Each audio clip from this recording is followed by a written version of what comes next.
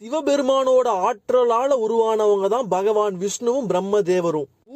ஒவ்வொரு பொறுப்பை ஏத்துக்கிறாங்க, படைத்தல் காத்தல் அழித்தல்னு. அதிக கடமை இருந்ததால அவங்களுக்கு துணை தேவைப்பட்டுச்சு. படைக்கிறதுக்கு அறிவும் ஞானமும் தேவை அப்படிங்கறதால சரஸ்வதி தேவி பிரம்மருக்கு துணையாகவும், செழிப்பா காத்து அருள் புரியறதுக்கு செல்வம் தேவை, அதனால லட்சுமி தேவி பகவான் விஷ்ணுக்கு துணையாகவும், அழிக்கிறதுக்கு சக்தி தேவை, அதனால ஆதிபராசக்தி சிவபெருமானுக்கு துணையாகவும் இருக்காங்க.